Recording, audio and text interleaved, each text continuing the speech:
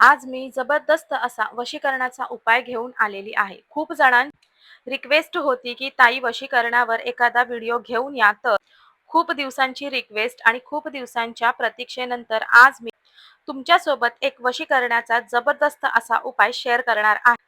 त्यासाठी तुम्हाला अगदी शेवटपर्यंत हा व्हिडिओ बघायचा आहे आणि तुम्ही नवीन असाल आपल्या चॅनलवर तर लगेचच आपल्या चॅनलला लगेचच सबस्क्राईब करा आणि कमेंटमध्ये थँक यू युनिव्हर्स किंवा श्री स्वामी समर्थ लिहायला विसरू नका. नमस्कार, मी सुधा स्वामी भक्ती या चॅनलवर अगदी मनापासून तुम्हा सर्वांचे स्वागत करते. आशा करते तुम्ही सगळे स्वस्त असाल, मस्त असाल, स्वामींच्या सेवेमध्ये रममाण असाल आणि सर्वात महत्त्वाचं म्हणजे आनंदी आणि पॉझिटिव्ह असाल.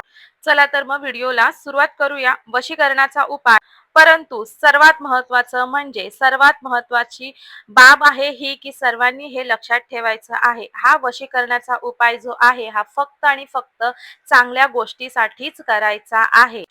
जर तुम्ही मनामध्ये एखाद्याचं वाईट होईल अशा चिंतेने, अशा भावनेने हा उपाय केला तर हा उपाय वशीकरणाचा त्याच्यावर लागू होणार नाही.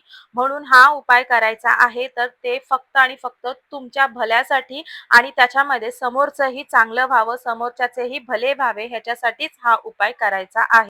अगदी चांगल्या गोष्टीसाठीच ह्या वशीकरणाचा उपाय करायचा आहे. म्हणजे काय तर अगदी जवळचंच म्हणजे आपला नवरा आपलं ऐकावं, नवऱ्याने आपली बायको आपली ऐकावी म्हणून हा उपाय करू शकतो. ह्यासाठी उपाय हा नक्की करू शकता, कारण कुठल्याच जोडीदाराला वाटत नाही, कुठल्याच पार्टनरला वाटत नाही की आपलं पार्टनर आपल्याशी वाईट वागावं आणि त्याचं वाईट व्हावं.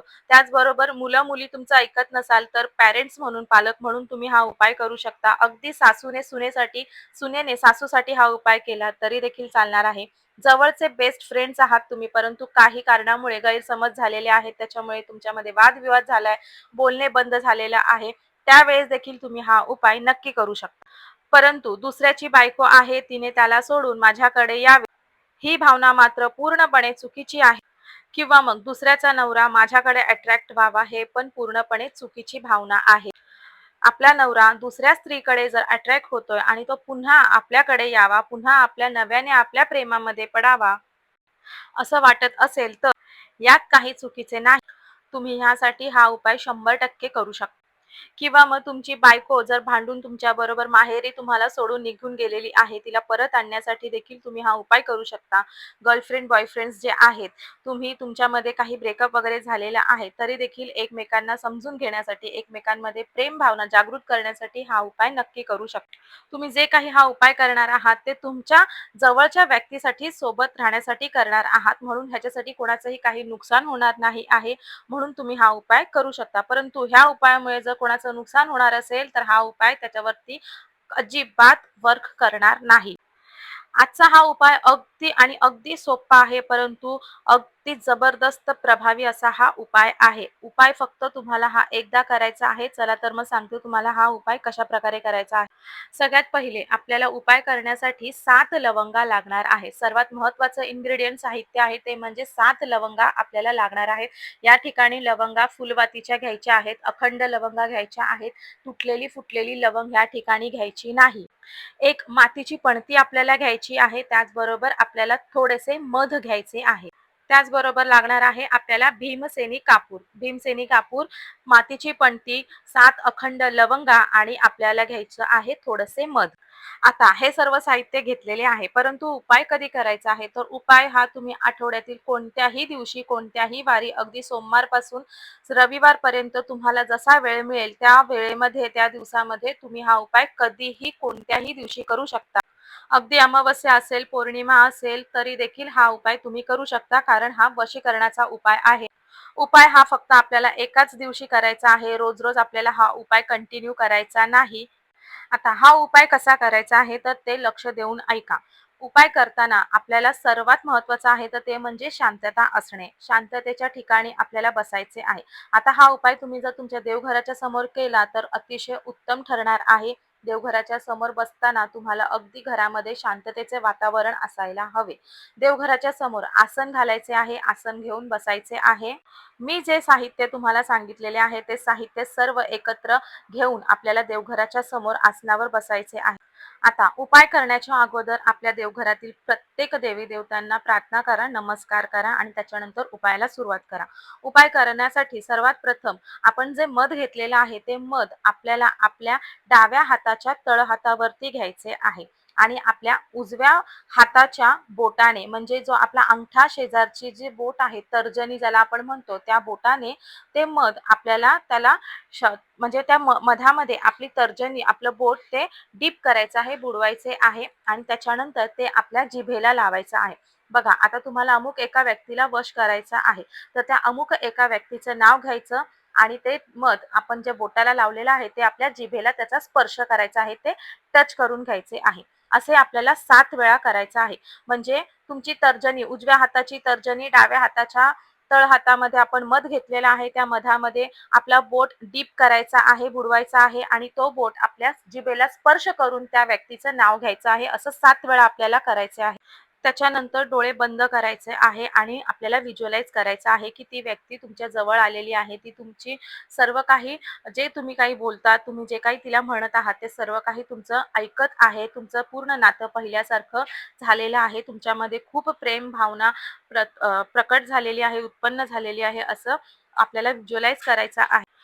व्हिज्युअलाइज करून झाल्याच्या नंतर आपल्यासमोर एक आपण जी पंती घेतलेली आहे ती पंती ठेवायची आहे आणि त्याच्यामध्ये भीमसेनी कापूर ठेवून तो प्रज्वलित करायचा आहे.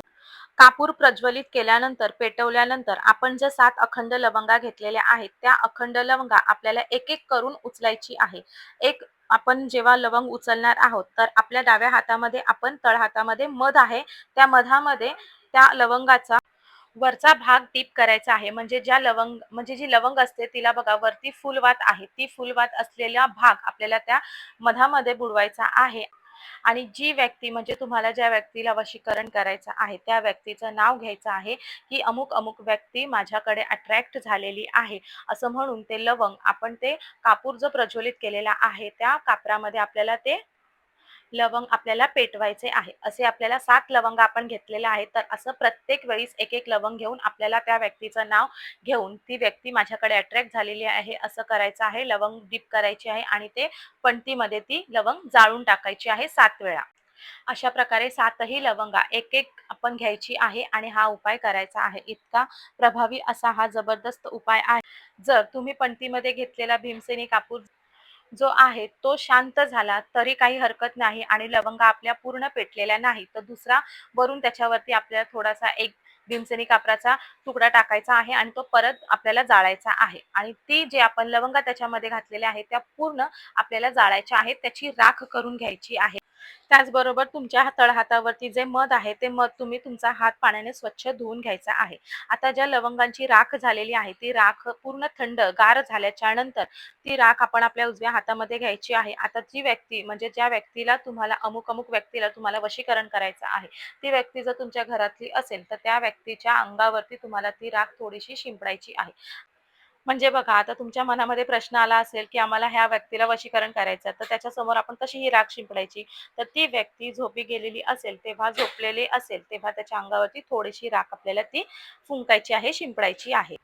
आता जर ती व्यक्ती तुमच्या घरातली नसेल, ती आउटसाइड असेल, ती बाहेरची व्यक्ती असेल, तर ती ज्या म्हणजे ती व्यक्ती आहे ज्या रस्त्याने जाते येते त्या रस्त्यावरती तुम्ही ती राख फुंकू शकता. फक्त हा उपाय तुम्हाला एकदा करायचा आहे. पूर्ण मनापासून 100% पॉझिटिव्ह राहून हा उपाय करायचा आहे. तुम्ही जेवढ्या मनापासून हा उपाय कराल तेवढाच तुमचा हा उपाय सक्सेस होणार आहे. अगदी पॉझिटिव्ह राहून तुम्हाला हा उपाय करायचा आहे. चला तर मग हा व्हिडिओ तुम्हाला कसा वाटला? मला कमेंटद्वारे नक्कीच कळवा आणि त्याचबरोबर कमेंटमध्ये थँक यू युनिव्हर्स किंवा श्री स्वामी समर्थ देखील लिहा. व्हिडिओ आवडला असेल तर लाईक करा, शेअर करा. चॅनलवर नवीन असाल तर लगेचच आपल्या चॅनलला सबस्क्राईब देखील करा. भेटू मग पुन्हा अशाच नवीन आणि सुंदर माहितीसोबत. तोपर्यंत सर्वांनी आनंदात राहा आणि महत्त्वाचं म्हणजे पॉझिटिव्ह राहा. धन्यवाद व्हिडिओ पाहिल्याबद्दल.